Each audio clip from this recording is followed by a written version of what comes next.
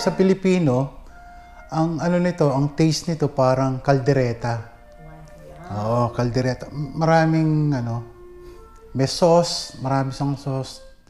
May anghang ng konti. Yan. Yan. So yun, crispy.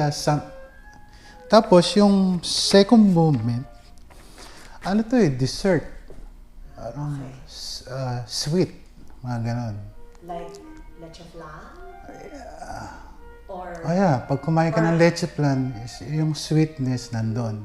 Yung third movement, para siyang ice cream. Maraming. So pag kinagat mo yung ice cream, parang joyful yung feeling mo. Parang gano'n. Halo-halo pwede. Oo. Second movement. Kasi ang binibigay sa musician, no, second movement, dramatic, parang sweetness, parang dedicated sa basta isang kung saan. Ano siya, parang nandun siya, pero sweet siya, parang ganun. No words, pero mararamdaman mo lang, parang ganun. Masyadong dramatic, romantic. Halo yun di ba? So ito, medyo, kaya kung sinabing sweet, medyo may pagka-childish, pero ano siya, innocent. Lovable, parang love, something gano'n. Parang love ng child. Innocent. Innocent din pag Gano'n.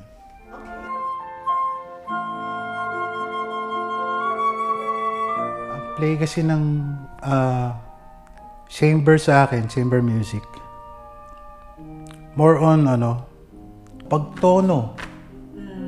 Halimbawa, ayan, kausap kita.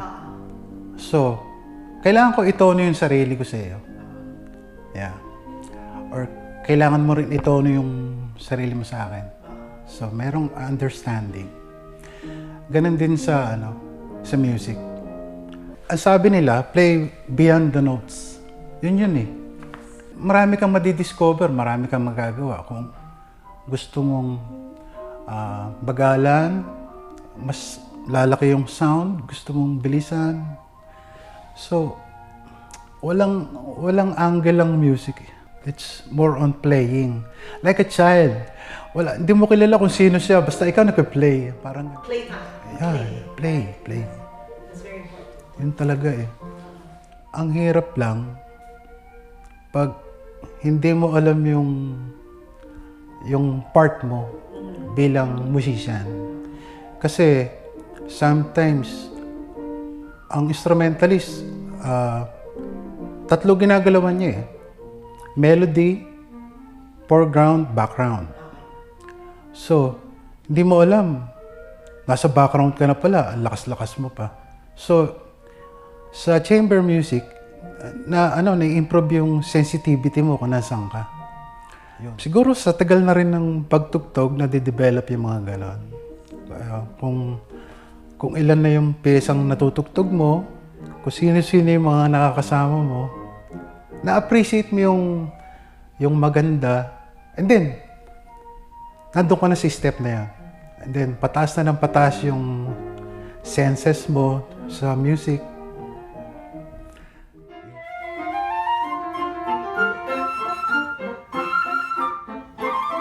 I remember when I was first discovering the music of Martinu, my teacher was trying to introduce me to the flute sonata of Martinu. And he said, just remember, Martinu is always like Stravinsky, or he thinks he's Stravinsky, because at that time, Martinu was alive. So I thought, okay, that's a good way to proceed. But as I went and explored on my own Martinu's music, I found it to be so much more. And one of the things that was surprising is how choral it was, how vocal it was. And I didn't expect that. So that's one of the things that I like about Martinu's music. Another thing I like is the effervescence of Martinu. He's just so effervescent and the music is so sparkly. But then alternatively, it can be like very prayer-like and very vocal. And from those two extremes, then there comes the rhythm, and this is what I think my teacher meant about the rhythm, because Martinu always has like some rhythmic surprise for you somewhere. Even in slow movements and very slow movements, he will play around with the rhythm, so you're not getting what you expect. But when he's full on, he's just marvelous. He's spicy and effervescent and bubbly. What about this piece in particular makes it vocal for you? Well, I think it's because of the combination of the cello and the flute, where you have two differing colors blending and forming a new sound.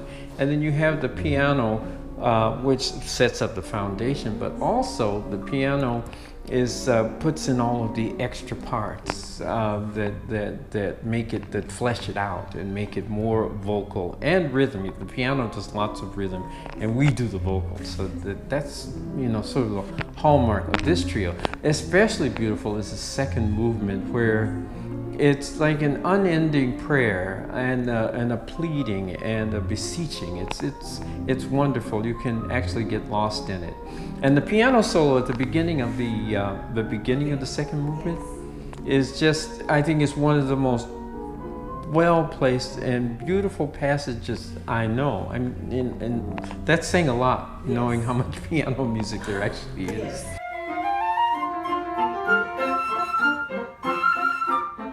Some sort of spicy chick. So like jambalaya? Well, that would be, like, I was thinking like a spicy, there's something I eat at the Pancake House. It's like spicy chicken breast over like Spanish rice. Wow. So jambalaya, if you could, jambalaya with the shrimp and the crab, that would be, but that I would... Maybe down it with... what would you down there?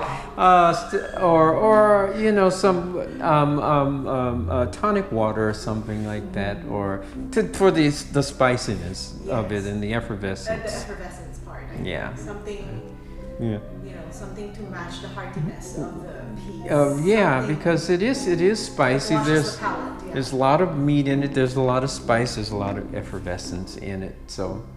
Yeah, the second movement doesn't strike me that way at all. I mean, I would almost think that would be like a sherbet or a palate cleanser. Okay. Yeah, so that, because you had all the spiciness, so you just cool out and mellow out on the prayer, And then the last movement, it's funny, the last movement, I sort of see, well, this is this is going to sound a little corny, but I see children marching around, wearing different costumes and taking themselves seriously as young soldiers. So, but it's really fun. It's quite fun. But then Martinu does it again. He gives you, this time, a sort of very beloved kind of, it's not a chorale. It's almost like a folk song. Yes. It's a very folk song. It's very endearing, and it's almost, I almost think that if the flute could have had a mute, that he would insist that the cello and the flute mute, because it is so tender and so...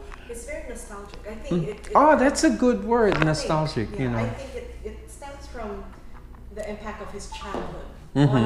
Yes, he was the one that grew up in the tower, wasn't he? That's right. I forget some little bits and pieces of Martinu come back. He grew up hearing in the tower and hearing all of the church bells, too. Yes, I think that colored a lot of his perception of the world, I think, and it always flavors his music.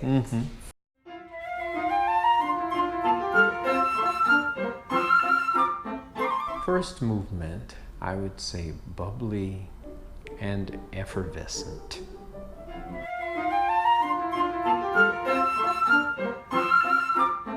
I'm torn because there is an intense part, but essentially it's prayerful and sort of nostalgic or beloved.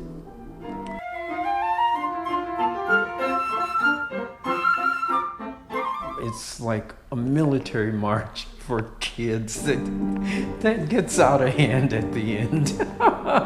No, it doesn't. It's actually Martinu's already controlled, but it's controlled.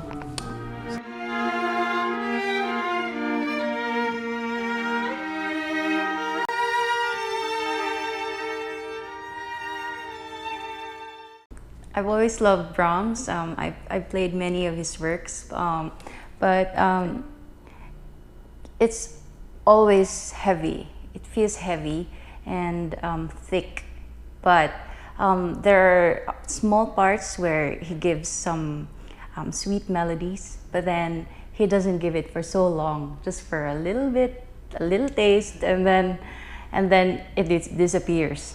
But that's what that's what's parang nakakainis. Kung minsan, parang nakakabitin.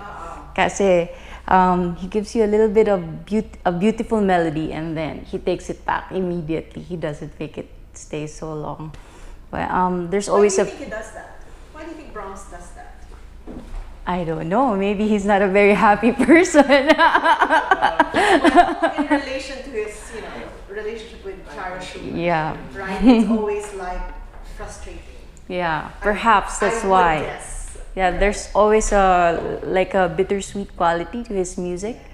They're Yeah. very passionate. Yes, very right? passionate and very lush and very full of intensity, but It's always suppressed in some level. Yes, like there's it always wants to come out, but it cannot come out. yes, right? it's like yellow, but there's always some kind of black somewhere at the side. I like that. Yeah. Okay. Right. It's not. He doesn't always make it really totally happy. There's always like for me, I don't know. That's how I see it. For me, Brahms sometimes, even if it's very intense and heavy and a little bit gloomy, he always gives us a little glimpse of hope, some kind of hope sometimes. Like that's why I say it's bittersweet, because it gives you a feeling of heaviness, but it's going to be okay. You don't have to worry about it. I mean, that's what I feel when I play. Yes. It's so heavy and so it's like you don't know how you're gonna go out of it, but then you just see some kind of hope, some kind of glimmer Well, I of think hope. it's part of Yeah. the journey of ensemble players. Hmm. You work out the music, and somehow you find a resolution at the end. Yes, And Brahms yes. leads you to that. Maybe the word I can think of is like in the meats, it's tender, like what you call this?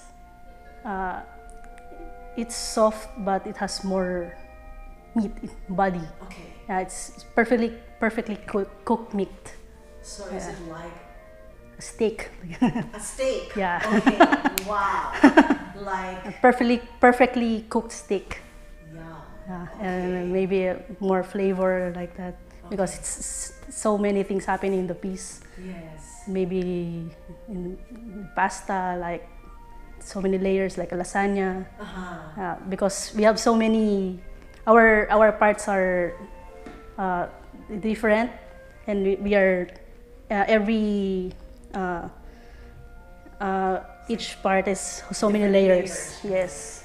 And the layers have to come together in a certain way for the dish Yes. to come out right. Yes. Right? So what is, for you, which is your favorite movement? My favorite movement is first movement and third movement. Yeah? Why? First movement, yeah, like one I said, it's so many layers, and the But what is the challenge then of making it come together? For you? I think when I practice by myself, I think it's easy. But when we get there, when we rehearse, that's when we realize this is very hard piece. Yeah, it's very listening to each other, right? yeah, It's listening like to each other and playing with each other is really hard. yes.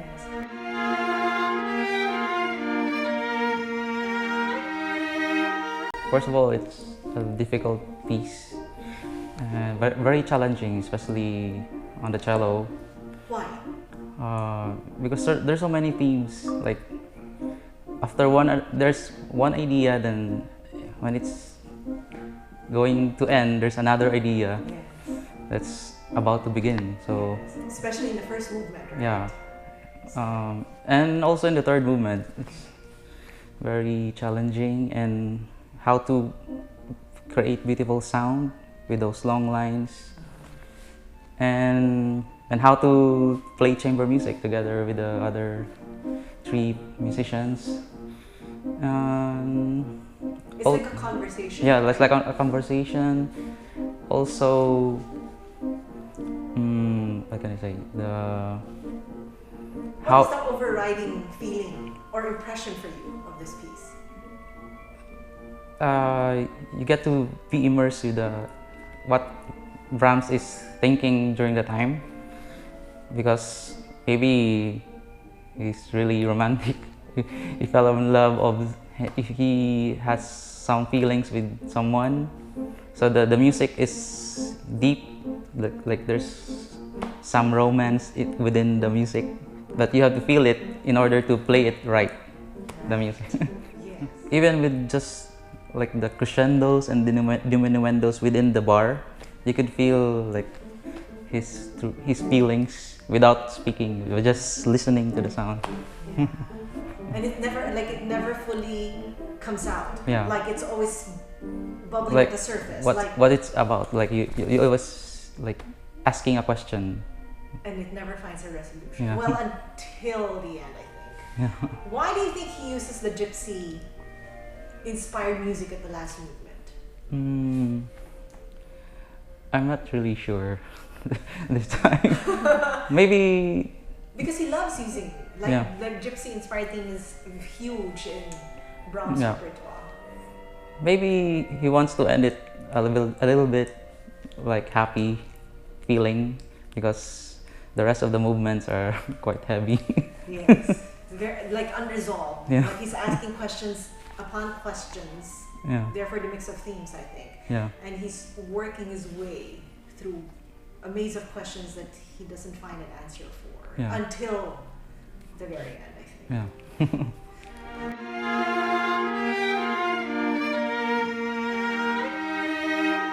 Generally, it's a very big piece, very major, one of his major chamber works, I think. And for me, I think it's a full course meal. If you want to compare it to the food, right? All main courses. I think it's a full course meal because there is the main course. I think the first movement is kind of like the steak. Maybe you call that the tomahawk, the one with the big bones and, you know, very juicy. Yeah, very juicy kind of meat. And you have, it's very juicy, but you have that chunk side, very dark side, and then very juicy side, you know. With a lot of sprinkling of flavor. Yes, even if it's a steak, you still feel that very fine, you know, Yes. because when the steak is very fine, I mean very juicy and tender, you feel that. And really So good meat. You know, it's yes, yeah, Like grass-fed cow. yeah, Right. yes, yes. So I think first movement is kind of like that, and then the second movement for me is like a dessert, maybe like a souffle, because it's rhythmic, but it's also it's dance rhythm. It's in 9/8, 9/8, yeah. Yes. So, and it's sort of light, but also it's very sweet, dolce, you know, kind of thing. And yeah, Is that the that's a actual second. name, Dolce? There's a lot of dolce because there's a lot of singing lines in this movement. You would think that it's a very rough music, but actually in between the roughness and the very thick texture, there's a lot of very fine dolce in between, you know, these big Like chunks. sudden sweet melodies. Yes, And so then- very beautiful melodies. And he just gives you a hint and almost like Yes. takes it back before you yeah. even start to taste it, right? Yeah. Third movement, okay. For me, third movement is like a prayer and it's almost like a hymnal, so like a praise. It's very warm, it's in E flat all of a sudden, and very embracing and very intense actually. So you will hear the yearning, and also you will hear, for me, it's very much like Beethoven, especially in the middle. You see the Beethoven is very much, the rhythm is very much like Beethoven, you know, the pulse. So for me, I like the third movement very much. Is that your favorite? I don't know. My favorite would be the first movement. Yes, I like the first movement. But the third is very intense, very difficult to play, but there's so much passion into it. Why do you think he suddenly, the third movement is the one with the military theme? The military Yes, that comes taram, param, Yes. param. That's the one that I think that it's was more such like a like- Beethoven. Yes. Yes, that It's- rhythm. It's a surprise. Like, I didn't expect that. Why do you It's think he very suddenly- triumphant. You see all of a sudden the very big C major there. Yeah, it's victorious, maestoso kind of thing. Yeah, So- well, okay.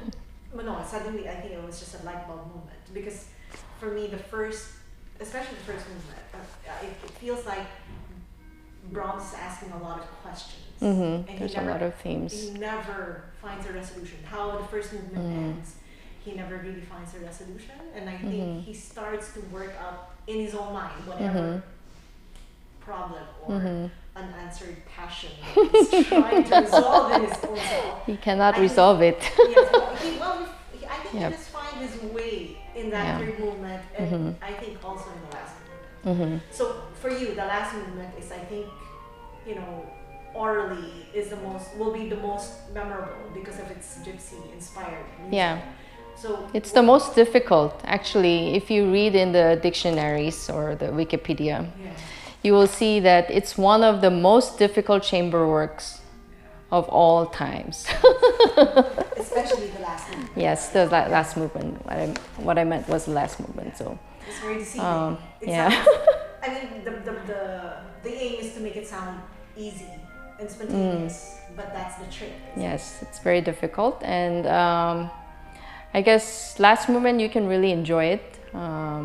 Only if you can play well, of course, you can enjoy it. Yes. Yes, It's but it's like an intoxication, right? How do you play well when you're all drunk? To me, you can. Of course, you're drunk. Of course you can.